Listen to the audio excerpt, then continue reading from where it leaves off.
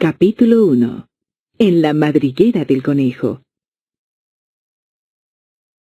Alicia empezaba ya a cansarse de estar sentada con su hermana a la orilla del río, sin tener nada que hacer. Había echado un par de ojeadas al libro que su hermana estaba leyendo, pero no tenía dibujos ni diálogos. ¿Y de qué sirve un libro sin dibujos ni diálogos?, se preguntaba Alicia. Así pues, estaba pensando, y pensar le costaba cierto esfuerzo, porque el calor del día la había dejado soñolienta y atontada. Si el placer de tejer una guirnalda de margaritas la compensaría del trabajo de levantarse y coger las margaritas, cuando de pronto saltó cerca de ella un conejo blanco de ojos rosados. No había nada muy extraordinario en esto, ni tampoco le pareció a Alicia muy extraño oír que el conejo se decía a sí mismo: Dios mío, voy a llegar tarde. Cuando pensó en ello después, decidió que desde luego hubiera debido sorprenderla mucho, pero en aquel momento le pareció lo más natural del mundo. Pero cuando el conejo se sacó un reloj del bolsillo del chaleco, lo miró y echó a correr. Alicia se levantó de un salto, porque comprendió de golpe que ella nunca había visto un conejo con chaleco, ni con reloj que sacarse de él. Y ardiendo de curiosidad, se puso a correr tras el conejo por la pradera, y llegó justo a tiempo para ver cómo se precipitaba en una madriguera que se abría al pie del seto. Un momento más tarde, Alicia se metía también en la madriguera, sin pararse a considerar cómo se las arreglaría después para salir. Al principio, la madriguera del conejo se extendía en línea recta como un túnel, y después torció bruscamente hacia abajo, tan bruscamente que Alicia no tuvo siquiera tiempo de pensar en detenerse, y se encontró cayendo por lo que parecía un pozo muy profundo.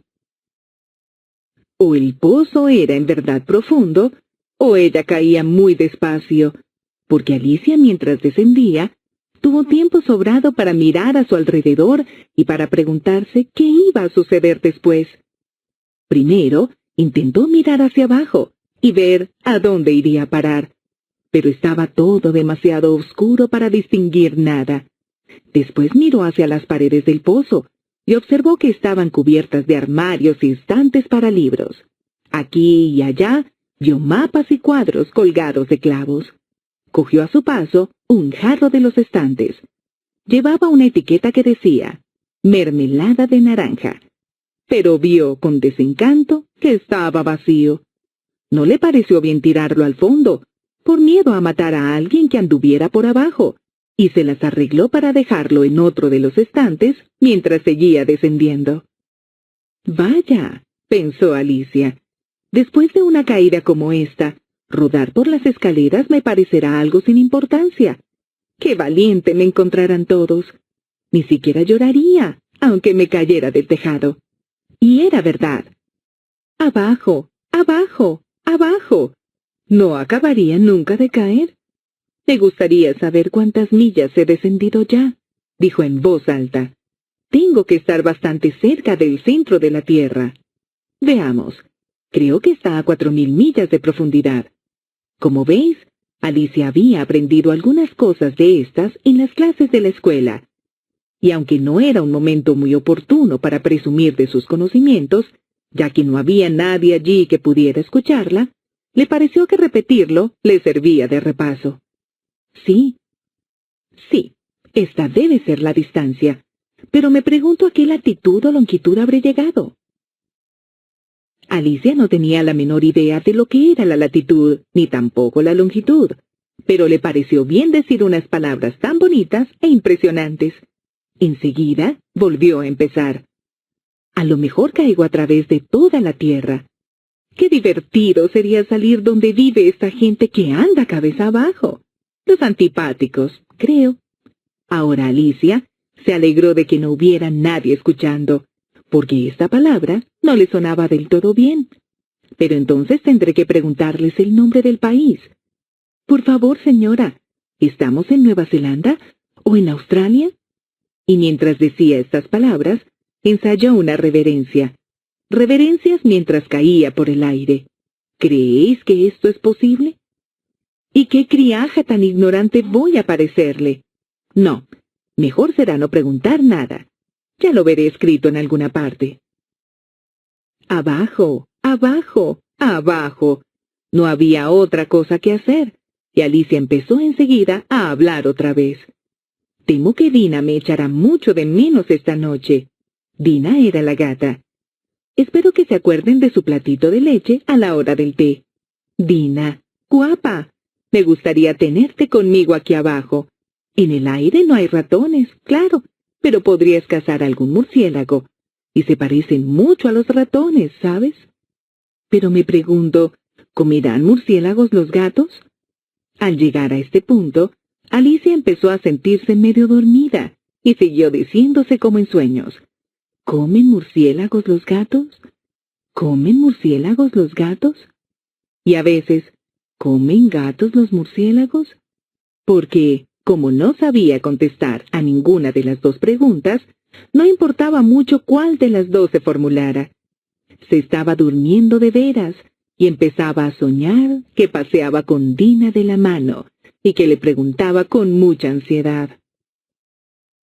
Ahora, Dina, dime la verdad. ¿Te has comido alguna vez un murciélago? Cuando de pronto, ¡cataplum!, fue a dar sobre un montón de ramas y hojas secas. La caída había terminado. Alicia no sufrió el menor daño y se levantó de un salto. Miró hacia arriba, pero todo estaba oscuro. Ante ella se abría otro largo pasadizo, y alcanzó a ver en él al conejo blanco que se alejaba a toda prisa. No había momento que perder, y Alicia, sin vacilar, echó a correr como el viento, y llegó justo a tiempo para oírle decir, mientras doblaba un recodo: «¡Válganme mis orejas y bigotes! ¡Qué tarde se me está haciendo!». Iba casi pisándole los talones, pero cuando dobló a su vez el recodo, no vio al conejo por ninguna parte. Se encontró en un vestíbulo amplio y bajo, iluminado por una hilera de lámparas que colgaban del techo. Había puertas alrededor de todo el vestíbulo, pero todas estaban cerradas con llave, y cuando Alicia hubo dado la vuelta, bajando por un lado y subiendo por el otro, probando puerta a puerta, se dirigió tristemente al centro de la habitación y se preguntó cómo se las arreglaría para salir de allí. De repente se encontró ante una mesita de 3 patas, toda de cristal macizo.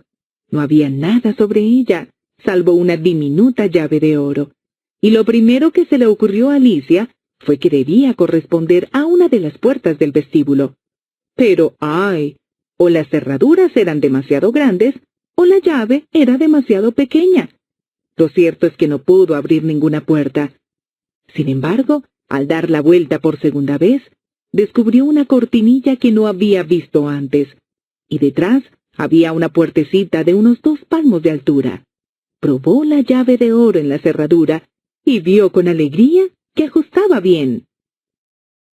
Alicia abrió la puerta y se encontró con que daba a un estrecho pasadizo, no más ancho que una ratonera. Se arrodilló y al otro lado del pasadizo vio el jardín más maravilloso que podáis imaginar. ¡Qué ganas tenía de salir de aquella oscura sala y de pasear entre aquellos macizos de flores multicolores y aquellas frescas fuentes! Pero ni siquiera podía pasar la cabeza por la abertura. Y aunque pudiera pasar la cabeza, pensó la pobre Alicia, de poco iba a servirme sin los hombros. ¿Cómo me gustaría poderme encoger como un telescopio? Creo que podría hacerlo, solo con saber por dónde empezar. Y es que, como veis, a Alicia le habían pasado tantas cosas extraordinarias aquel día, que había empezado a pensar que casi nada era en realidad imposible.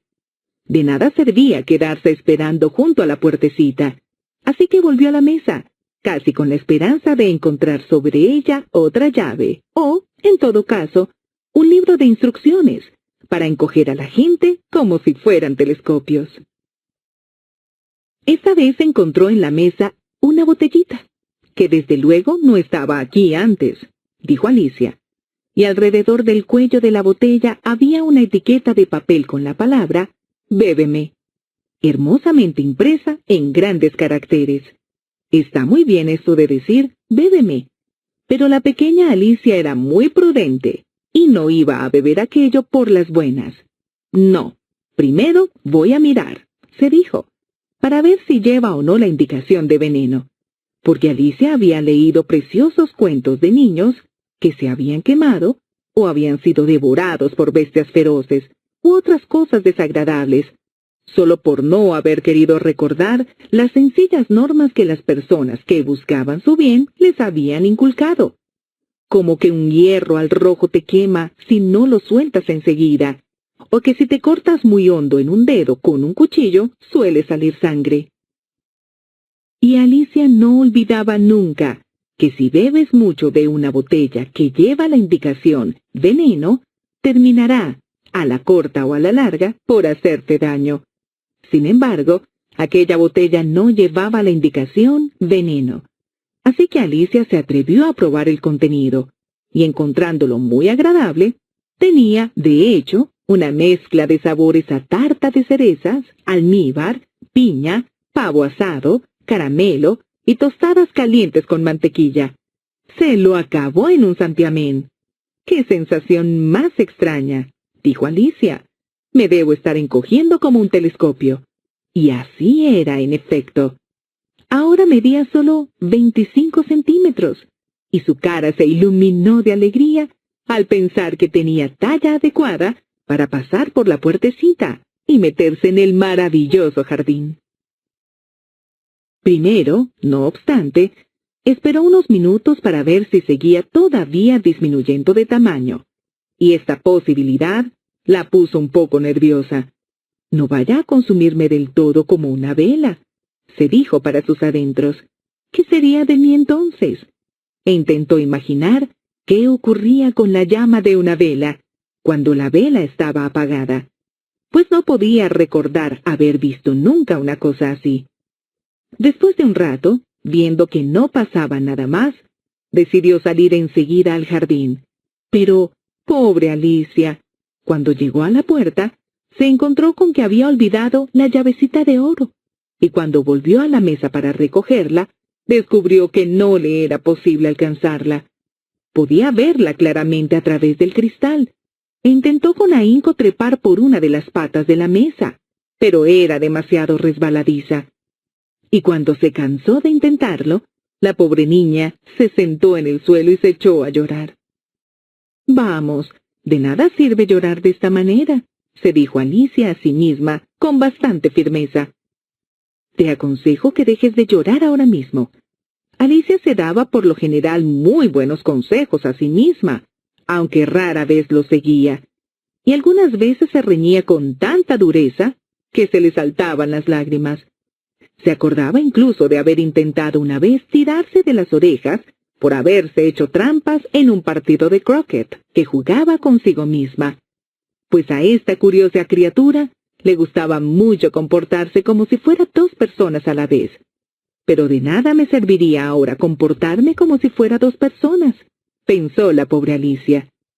Cuando ya se me hace bastante difícil ser una sola persona, como Dios manda. Poco después, su mirada se posó en una cajita de cristal que había debajo de la mesa. La abrió y encontró dentro un diminuto pastelillo, en que se leía la palabra «cómeme», deliciosamente escrita con grosella. «Bueno, me lo comeré», se dijo Alicia, «y si me hace crecer, podré coger la llave, y si me hace todavía más pequeña, podré deslizarme por debajo de la puerta. De un modo o de otro entraré en el jardín, y eso es lo que importa». Dio un mordisquito y se preguntó nerviosísima a sí misma, ¿hacia dónde? ¿Hacia dónde? Al mismo tiempo, se llevó una mano a la cabeza para notar en qué dirección se iniciaba el cambio, y quedó muy sorprendida al advertir que seguía con el mismo tamaño.